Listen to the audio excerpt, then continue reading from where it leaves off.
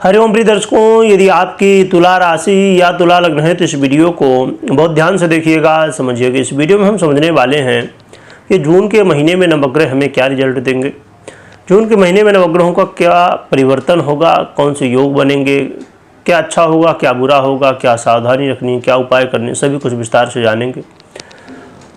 परंतु इस बात का ध्यान रखिए कि अधूरी जानकारी हमेशा विष के समान होती है, तो जानकारी आपको पूरी लेनी चाहिए। तो वीडियो को पूरा देखिएगा, समय ना हो तो सेव कर लीजिएगा, बाद में आराम से देखिएगा।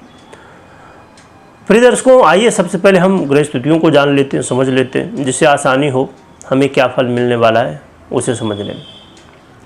ग्रह स्थितियों की बात करें तो सूर्य का परिवर्तन 15 जून को होगा, और ये 15 जून को जो परिवर्तन है ये बड़ी महत्वपूर्ण स्थिति कहलाएगी, क्योंकि अब ये मिथुन राशि में गोचर करेंगे। और यहाँ पर एक बहुत बड़ा परिवर्तन होने जा रहा है। 2025 में आपने जो बड़े परिवर्तन थे, जैसे कि शनि का, देवगुरु बृहस्पति का, राहु का, केतु का, इनको आपने देखा। परंतु अब 2025 का जो बड़ा परिवर्तन एक और है, और ये आखिरी परिवर्तन 2025 का बड़ा परिवर्तन, ये मंगल का परिवर्तन है। 7 जून को ये अब अपनी नीचत्व की राशि कर्क को छोड़ के अब सिंह राशि में गोचर करेंगे। और यहाँ पर मंगल का गोचर करना, जो कि कई सारी स्थितियों के हिसाब से बहुत अच्छा नहीं है, परंतु बहुत बड़ी बात इसलिए हो जाएगी ये, क्योंकि अब ये नीचत्व से बाहर आ चुके होंगे लगभग 7.5 महीनों के बाद। इसीलिए ये मंगल का परिवर्तन बहुत ही महत्वपूर्ण हो जाता है, क्योंकि 2025 में ऐसा नहीं कि अब मंगल के परिवर्तन के बाद कोई परिवर्तन नहीं है, परंतु बड़े परिवर्तन में से एक ये आखिरी परिवर्तन बड़ा परिवर्तन है, जो कि अभी आने वाले समय में देवगुरु बृहस्पति की स्थितियों में परिवर्तन तो होगा, परंतु जो राशि परिवर्तन मुख्य रूप से 2025 का है वो हो चुका है। इसीलिए ये आखिरी परिवर्तन बड़ा रोल अभी कई सारी स्थितियों को बनाने में लगाएगा। क्यों लगाएगा आगे हम समझेंगे।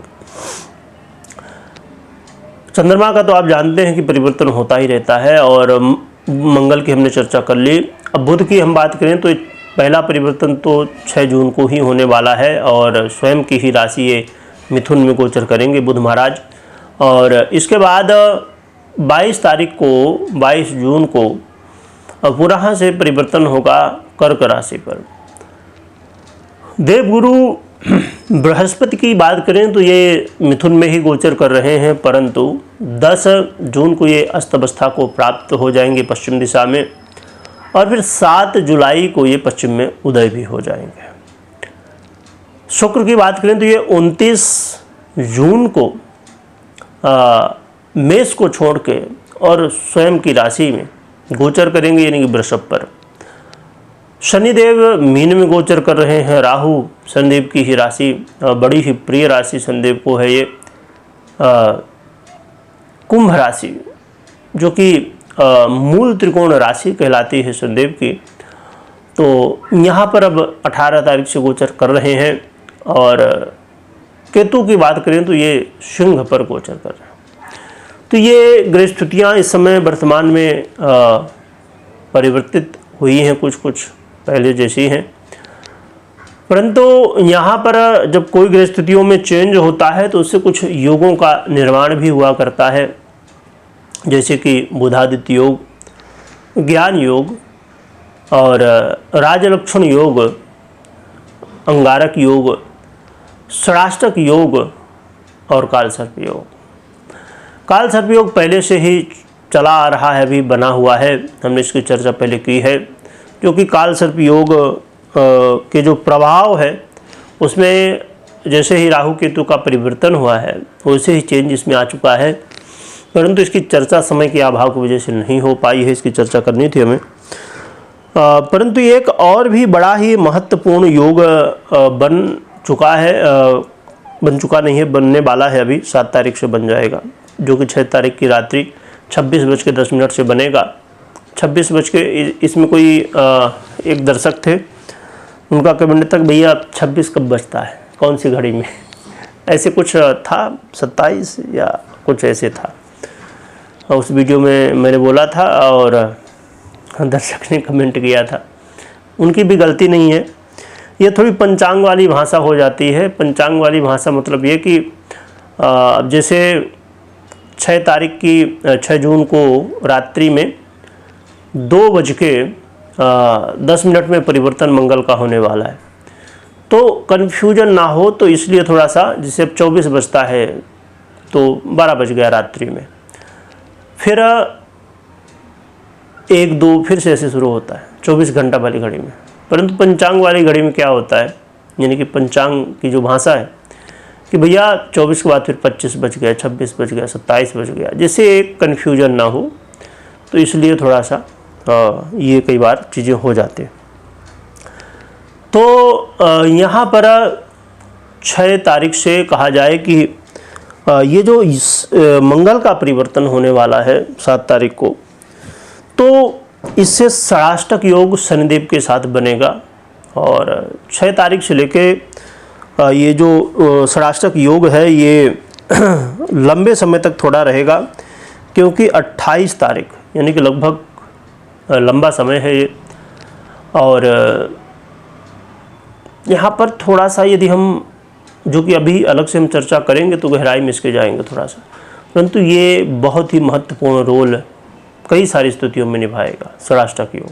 चलिए जानते हैं कि इस जून के महीने में तुला वालों के लिए कैसा क्या प्रभाव मिलेगा।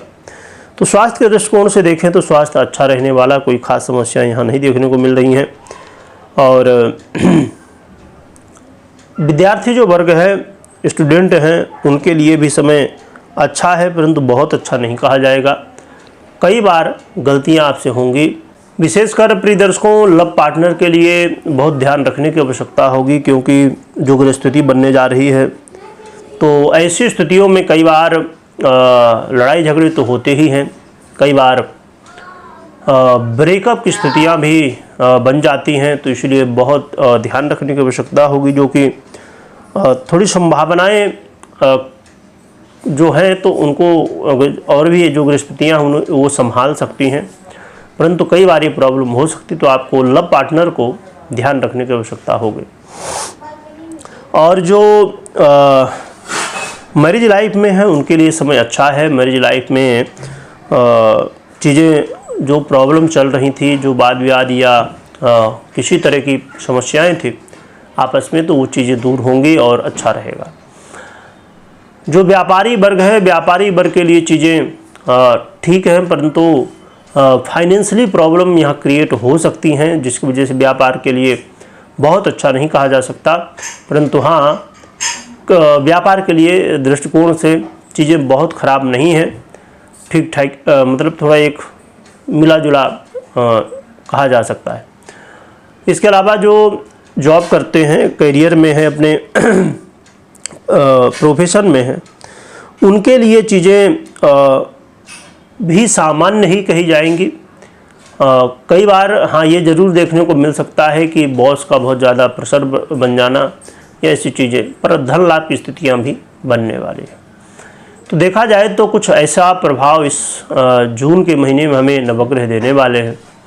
रही बात की क्या उपाय करना चाहिए, तो उपाय के रूप में आप माँ लक्ष्मी और भगवान विष्णु दोनों की ही आराधना खूब करिए। खासकर माँ लक्ष्मी की आराधना बहुत ज़रूरी है, पर नारायण के साथ करें तो ज़्यादा अच्छा रहेगा। श्री सूक्त इत्यादि का या माँ लक्ष्मी के मंत्रों का या माँ लक्ष्मी के नाम मंत्रों का नाम का जप करिए, भगवान नारायण का जप करिए, नाम मंत्र का मंत्र बने, पूजा पाठ बने करिए। कुछ नहीं बनता हो तो नाम स्मरण करिए। कलयुग में बहुत ही सरल और बड़ा ही प्रभावी माना गया है भगवान का स्मरण। तो नाम जप कर सकते हैं ज़्यादा से ज़्यादा, तो बहुत अच्छा रहेगा। बाकी आप अपने कुंडली के अनुसार उपाय करें।